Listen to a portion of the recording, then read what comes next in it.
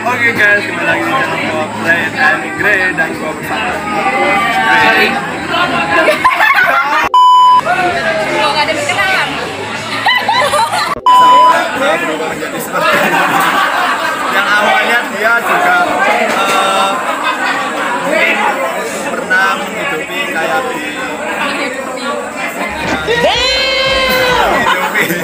Indonesia. Pokoknya langsung aja.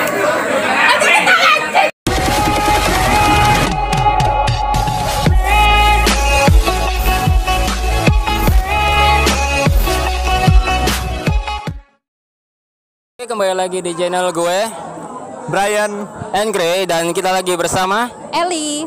Oke, nih kita mau kepo-kepoin tentang kehidupannya ya, seputar kehidupannya yang dulu katanya anaknya sering up. Tahu kan up gimana ya, clubbing malam gitu lah ya. Yang destek itu.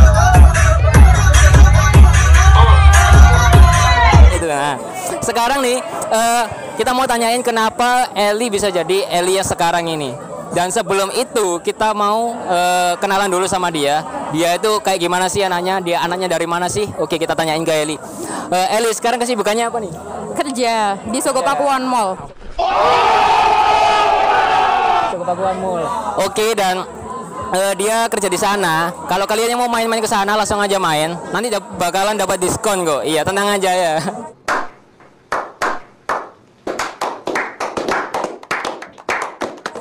Nah, terus sekarang Eli umur berapa nih? 21 tahun. 21 tahun, oke. Jomblo atau gimana? Single kok. Oh, single fighter ya dia ya. Oke, yang kalian jomblo bisa merapat aja, kepoin IG-nya. IG-nya apa namanya? LIV, ELYFEE. Oke, follow di bawah ya. Nah, sekarang nih yang gue mau tanya-tanya ini sebelum tanya lebih dalam. Dulu kenapa sih bisa sampai masuk ke dalam dunia malam, gimana ceritanya? Dan itu mungkin apa karena teman atau gimana, atau niatmu sendiri buat pengen nyobain gitu, gimana? Sebenarnya dari awal ya, aku nggak pernah tahu dunia dugem, nggak pernah tahu yang namanya minuman apa itu beat atau apapun semacamnya. Aku nggak pernah masuk ke hal-hal kayak gitu. Dan untuk aku masuk ke dunia dugem itu nggak ada yang namanya faktor temen, faktor pergaulan atau apapun, enggak, itu real dari diri aku sendiri. Dan kebetulan circle aku itu emang banyak orang yang kayak gitu. Oke. Dan baru banget aku masuk dunia dugem mungkin 2 tahun yang lalu. Oke. Di situ aku belajar memang banyak orang yang nggak semuanya itu baik di situ ya. Oke, itu cukup kita yang tahu aja lah. Toxic juga pasti banyak, toxic people-nya pasti banyak. Yeah. Nah, kalau dibilang orang yang kaget gaul atau apa, aku sih terserah orang ngomong apa. Emang intinya pada waktu itu aku tuh bener-bener sering banget ke dunia malam. Sampai 1 minggu full pernah.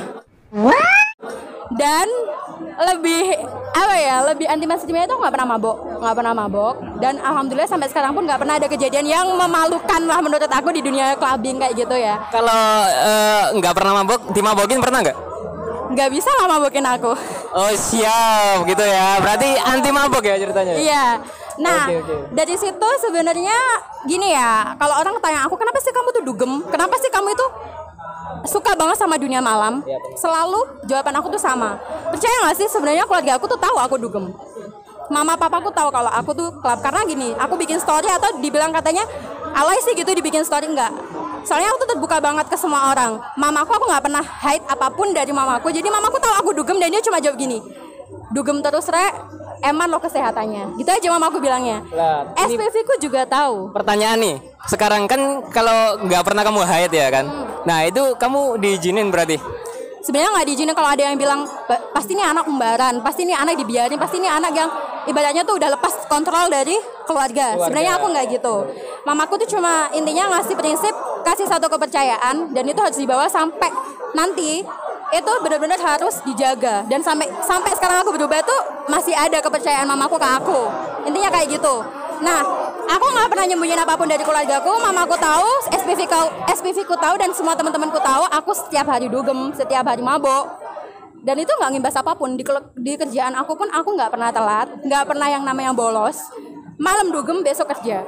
Aku nggak. Jadi gitu ya, tiruin guys ya. Walaupun kalian dugem, kerja tetap masuk. Jadi ya. Ya, aku mau kasih tahu ke kalian semua yang kalian sebenarnya kerja keras apapun, terus kalian suka dugem. Intinya gini, cintai hobi kamu tapi jangan sampai dia ngerusak pekerjaan kamu. Dan cintai pekerjaan kamu yang nggak ngehalangin hobi kamu, gitu aja sih. Sebenarnya yang ingin aku sampaikan di situ. Dan kalau ada orang tanya kenapa sih kamu suka dugem, satu hal ya, dugem itu nggak selalu harus minuman. Dan alasan orang dugem itu nggak semuanya karena sumpek. Ada orang yang dugem nih, kepengen senang-senang doang. Atau dia cuma suka karena suasananya, suka sama musiknya. Dan aku tuh salah satu orang yang suka suasana sama musik. Jadi kalau aku nggak minum pun, kalau udah denger lagu pasti joget.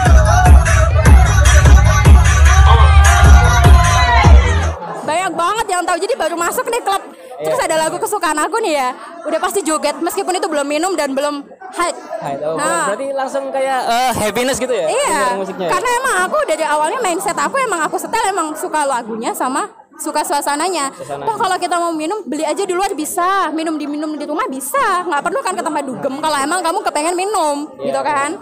Jadi nggak perlu kamu harus minum harus tempat dugem, gitu aja sih. Nah, berarti ini dugem ini berarti karena emang lebih suka suasana sama musiknya berarti ya? Iya, bener banget. Aku nggak ada faktor apapun.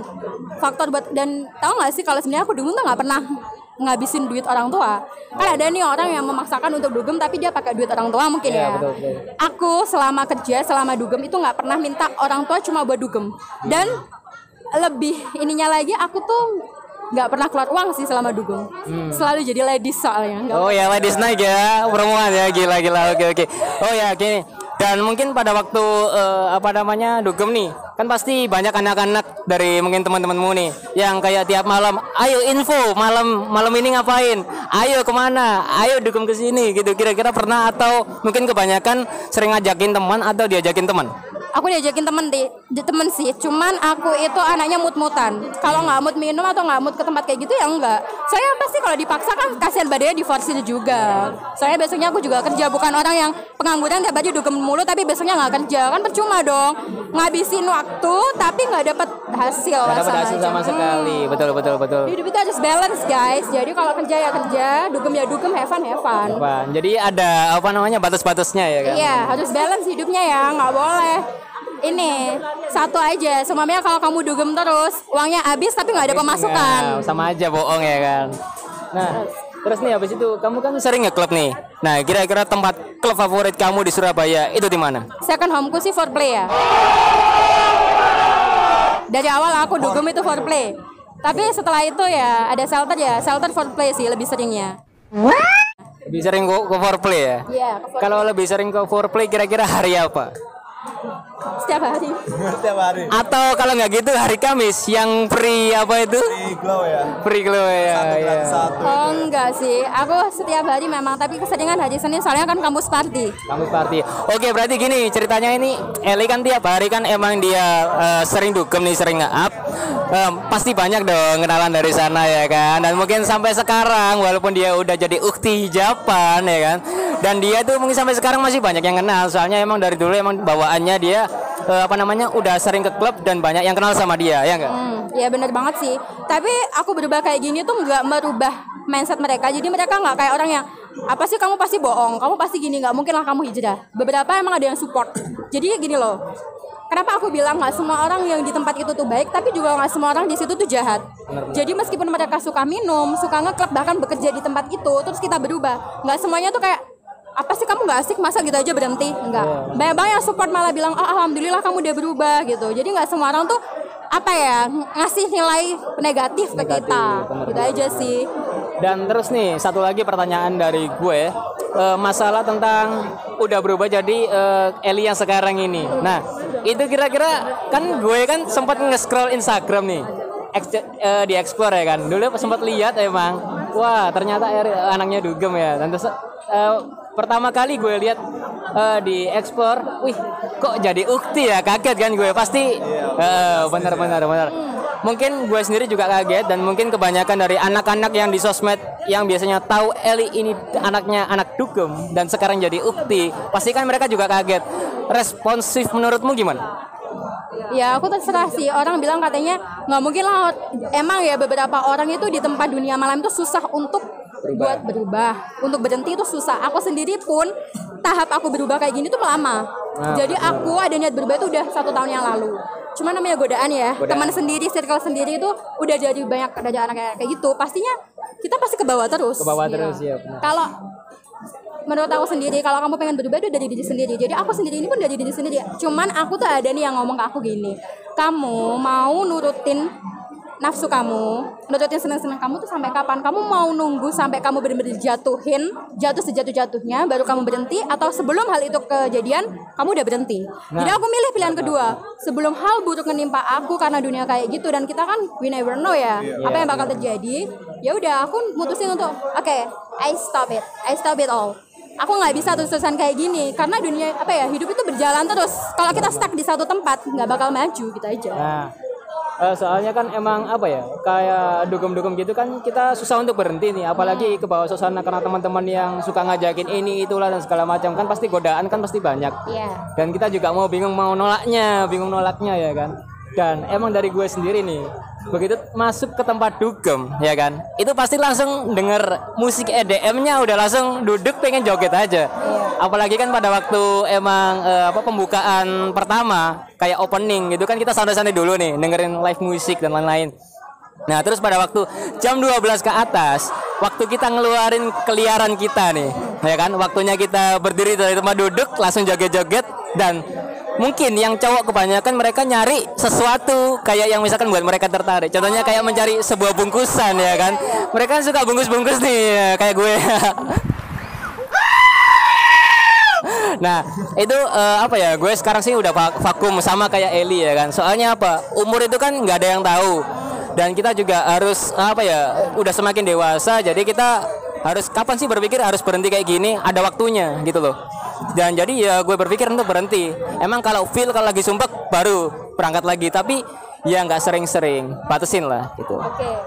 Jadi gini ya, orang minum itu ada dua fase. Satunya kalau nggak mabuk yang sange.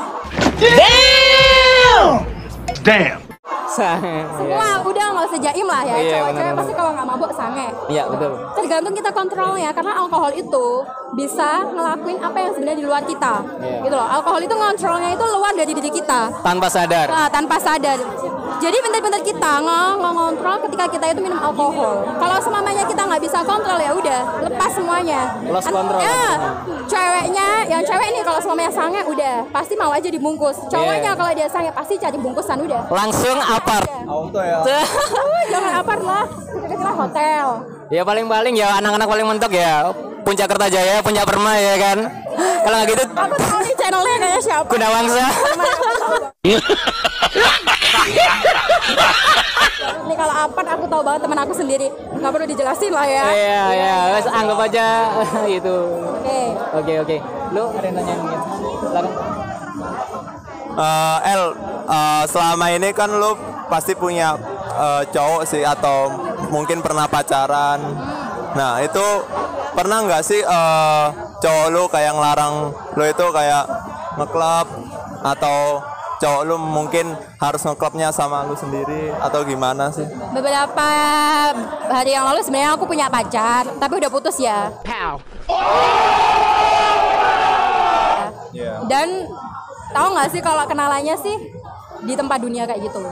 Tapi kan ada sih yang bilang pasti kalau kenalnya di tempat kayak gitu nggak bakal lama. Pasti kenalnya di tempat kayak gitu pasti cuma seneng-seneng doang. Sebenarnya nggak, tergantung diri kita masing-masing. Kalau aku sama mantan aku yang waktu itu, aku berusaha untuk berubah lebih baik ke depan bareng-bareng gitu. Jadi kalau emang mau berhenti ya udah bareng-bareng berhenti gitu. Kalau salah cowok deket aku dari dunia kayak gitu emang banyak banget. Mau dibilang koko gadun banyak sebenarnya, aku nggak jaim sih ya, banyak banget sebenarnya.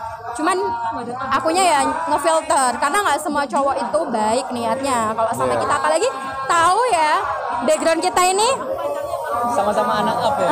Basicnya itu dari dunia malam. Pasti orang tuh pasti mindset pertama, anak ini nggak bener, anak ini pasti nakal, dan pasti ada pikiran yang kayak gitu tuh ngebuat orang bersikap juga kayak gitu juga gitu loh. Pasti dia. Tapi kan kebanyakan pikirannya mereka kan mengarah ke negatif. Makanya itu balik lagi ke diri masing-masing. Kenapa aku bilang gimana kita kontrol diri kita sendiri.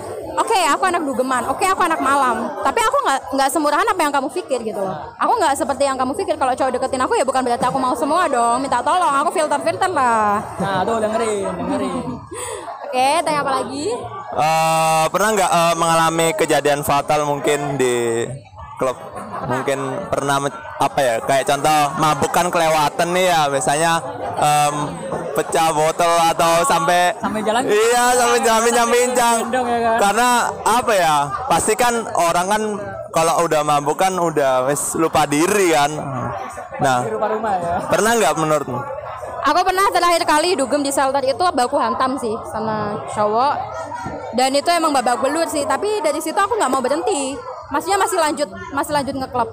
Terakhir kali aku pernah dibawa kursi roda, itu udah. Udah. Satu kali kejadian memalukan kayak gitu ya, satu kali dalam dunia dugem aku ya itu aja sih. Nggak pernah yang sampai fatal kayak apa, nggak pernah. Ya udah itu aja, nggak sadar terus dibawa kursi roda udah. Itu memalukan sekali. Oh iya, masih diingat ya. Masih diinget banget, soalnya banyak banget saksinya anjir, ya ampun. Oke.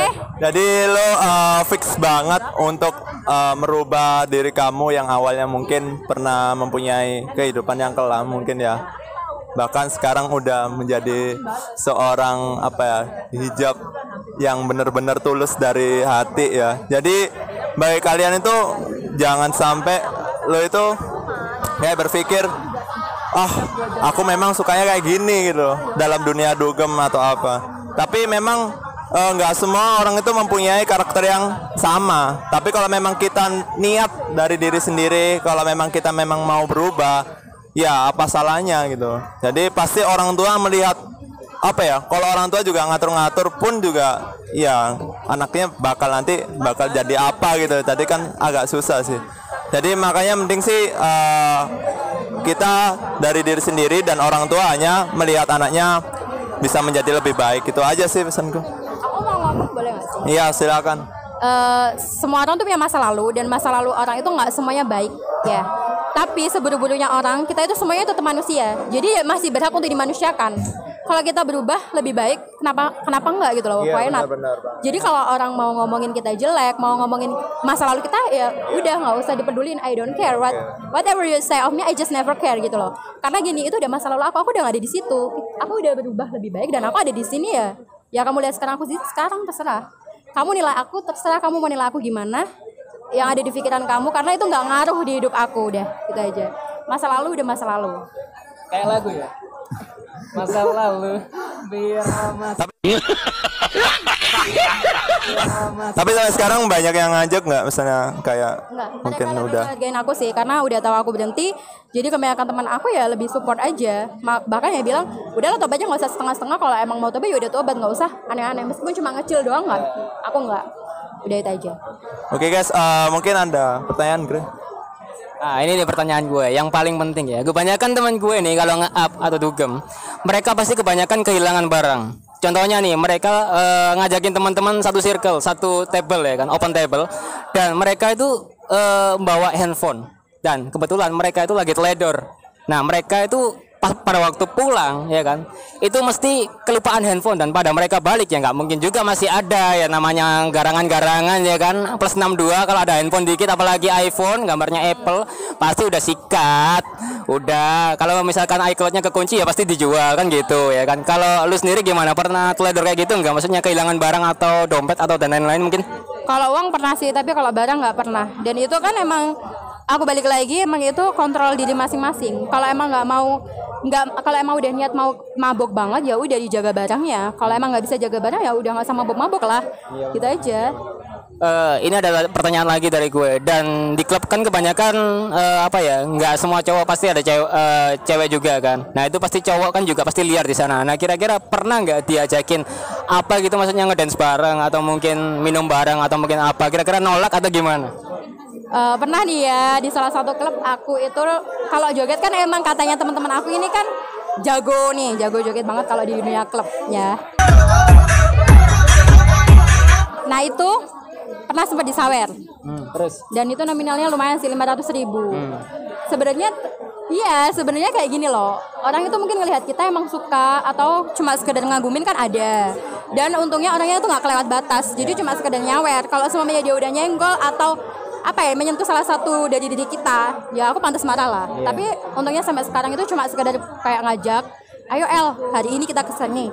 Ya hari ini kamu nggak usah bayar, kamu kesini aja, udah datang aja. Ya tapi ya untung si Eli ini galak. Tenang aja, dia nggak bakal mau. Dia itu ya gitu lah. Kalau mau ngajak saya harus siap budget berapa gitu aja. Ya gitu deh. 5 juta lah. Ya gitu deh. 5 juta lah. Ya gitu deh. 5 juta lah. Ya gitu deh. 5 juta lah. Dengerin gak sih ya, dengerin. Langsung dilayani sama si Iya, tapi sekarang udah enggak lah. Ya. Kalau teman is oke kalau udah ngajak kayak gitu. Ada sih channel tapi bukan saya, teman saya banyak. Gue dengar nominal segitu langsung merinding guys ya, kayak ngelihat setan gitu. Iya. Jangan masuk ke dunia kayak gitu ngabisin duit. Daripada dunia dipakai kayak gitu, mending buat yang lain. Mending buat chance ya. Soalnya kalau udah mabok, uang berapa aja keluar. Nanti pas bangun sadar, tiba-tiba uangku habis buat apa? Nah, kayak gitu tuh. Langsung lupa. Kan ada nih orang, aku mau dugem saya ngilangin sumpah, ngilangin masalah. Ya iya, kamu dugem mabok, hilang tuh masalahnya, kamu lupa, udah hilang sadar. Tapi nanti balik lagi, kamu udah sadar, masalahnya kan nggak kelar, tetap aja masih ada masalah. Nggak nyelesain masalah guys, buat apa? Nyelesainnya cuman sementara. Senangnya berapa jam, ruginya tahun-tahunan. Kan, bener kan? Oke, bener. Jadi nih, kira-kira saran lu sebagai LUV yang udah berubah, buat mereka yang masih di luar sana masih pengen berubah tapi nggak bisa, mungkin gara-gara teman-temannya, itu gimana saran lu buat mereka? Kalau kamu pengen berubah, pengen berhenti, itu yang diputus itu akarnya.